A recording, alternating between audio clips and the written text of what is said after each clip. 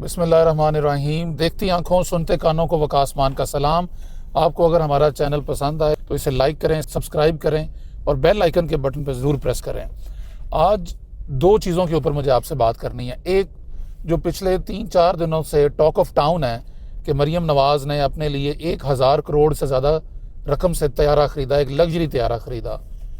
اور دوسری CCD جو کہ پنجاب پولیس کا ایک ادارہ جو آج سے 8 ماہ پہلے بنایا گیا، انہوں نے اپنی ایک کارکردگی شو کی اور ہیومن رائٹس نے اس کے اوپر جو بات کی اس کے اوپر ہم بات کریں گے۔ تو پہلے تو ہم کر لیتے ہیں بات جو ٹاک آف ٹاؤن ہے، جو لگژری طیارہ مریم نواز نے اپنے لیے خریدا۔ لگتا یہ ہے کہ انہوں نے اپنے لیے خریدا، آفیشلی انہوں نے یہ ڈکلیئر نہیں کیا۔ اور جب عظمیٰ بخاری صاحبہ سے اس کے بارے میں سوال کیا گیا تو انہوں نے بھی گول مول سا جواب دیا کہ ہم کیونکہ ایئر پنجاب بنا رہے ہیں اور ایئر پنجاب کے لیے ہمیں طیارے خریدنے، ہم لیز پہ بھی لیں گے، ہم خریدیں گے بھی، اور اس کے لیے ہم نے سب سے پہلا جو طیارہ خریدا وہ یہ لگژری طیارہ خریدا۔ ایسا طیارہ پاکستان میں پہلے سے موجود نہیں ہے، اور سوالیہ نشان یہ اٹھتا ہے کہ اگر واقعی یہ ایئر پنجاب کے لیے ہے تو ایئر پنجاب تو شاید عام لوگوں کے استعمال میں ہوگی، تو اس میں تو اتنا لگژری طیارہ جس میں صرف 19 سیٹیں ہیں، جس میں صرف 19 لوگ سفر کر سکتے ہیں، ایسا طیارہ ایئر پنجاب کو کیوں چاہیے؟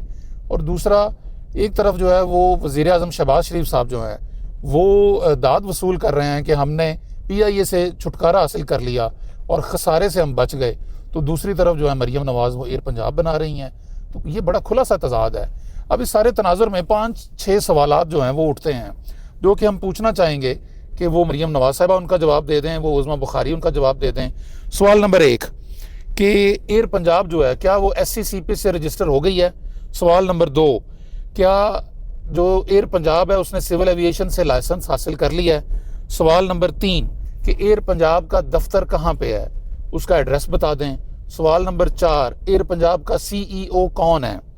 سوال نمبر 5 اب تک اس طیارے سے جو یہ لگژری طیارہ خریدا گیا، اس طیارے میں اب تک کس کس نے سفر کیا؟ سوال نمبر 6 کیا یہ طیارہ وزیر اعلیٰ کے استعمال میں آیا ہے یا آئندہ دنوں میں وزیر اعلیٰ اس کو استعمال کریں گی؟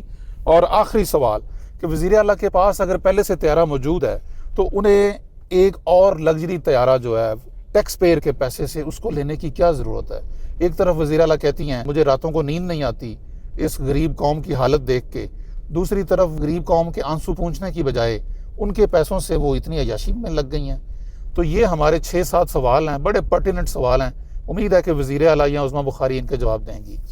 اب جو دوسرا ٹاپک جس میں میں بات کرنا چاہوں گا وہ ہے ہماری CCD کرائم کنٹرول ڈپارٹمنٹ، جو کہ آج سے 8-10 مہینے پہلے اجرا کیا گیا، اور اپیرنٹلی اس کے اوپر لوگوں کی یہی رائے ہے کہ یہ بندے مارنے کے لیے، جس طرح کہ ان کے جو چچا ہیں شہباز شریف، وہ بندے مارنے کے لیے پولیس کا استعمال کرتے تھے، اسی طرح مریم نواز نے ایک اسپیشل ٹاسک فورس، ایک اسپیشل یونٹ بنا لیا CCD کے نام سے کہ کرائم کو کنٹرول کرنا ہے تو بندے مارنے ہیں۔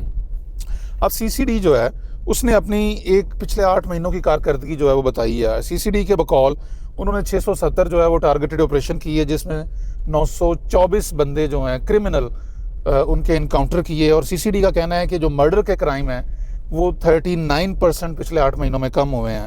8 مہینوں کے بعد جو انہوں نے جو کارکردگی دکھائی ہے، تو اب اگر آج سے 8 مہینے پہلے سے کمپیئر کریں تو 39% مرڈر کے کرائم کم ہوئے ہیں۔ اٹیمپٹڈ مرڈر کے کرائم ان کے بقول 38% کم ہوئے ہیں۔ ڈکیتی جو ہے اس کے کرائم ان کے بقول 57% کم ہوا ہے، اور جو ہاؤس ڈکیتی ہے وہ 82% کم ہوئی ہے۔ رابری میں 78% کمی آئی ہے۔ Motor cycle and car snatching جو ہے اس میں 69% کمی آئی ہے۔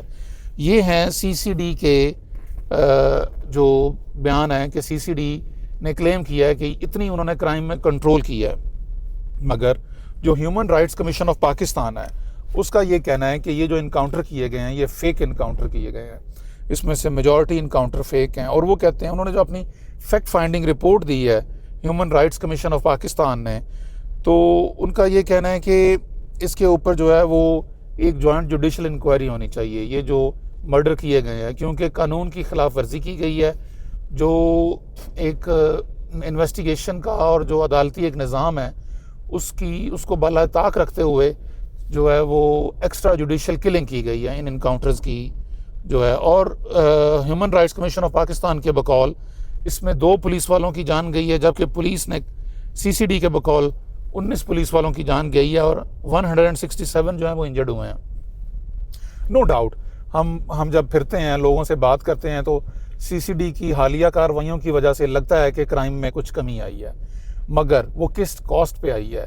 क्या आप जो है वो आपका जो निज़ाम है, अदल का निज़ाम है, जिसमें प्रोसिक्यूशन है, जिसमें इन्वेस्टिगेशन है, तो क्या आप, जिसमें फेयर ट्रायल है, तो क्या आप फेयर ट्रायल जो है वो नहीं देंगे और आप समझेंगे एक फ़र्द वाहिद ये फैसला कर लेगा कि ये बंदा जो है क्रिमिनल है और उसके ख्याल में इसकी सज़ा जो है मौत है, और उसको जो है वो अपने आप को इनोसेंट साबित करने का कोई मौका नहीं दिया जाएगा, उसको फेयर ट्रायल नहीं दिया जाएगा?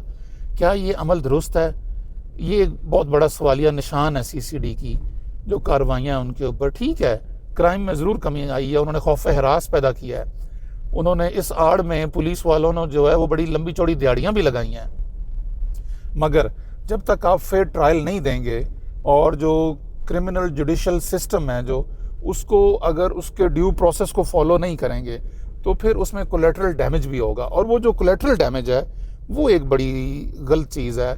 अभी जब हम KPK और बलूचिस्तान में जब हमारी फ़ौज जो कार्रवाइयाँ करती है, नो डाउट कि वो इंटेलिजेंस बेस्ड ऑपरेशन करते हैं या दूसरे कुछ करते हैं, लेकिन उसमें जो वो बिल्कुल ठीक है, वो होने चाहिए, मगर जो कोलेटरल डैमेज है वो कहीं ना कहीं फिर रियासत को, मुआशरे को उसका नुकसान होता है। तो ये एक सवालिया निशान ज़रूर है सीसीडी के लिए, पंजाब पुलिस के लिए, पंजाब हुकूमत के लिए। उनको इसके इस पहलू पे भी सोचना पड़ेगा। आपका और मेरा अल्लाह ताला हामी नासिर।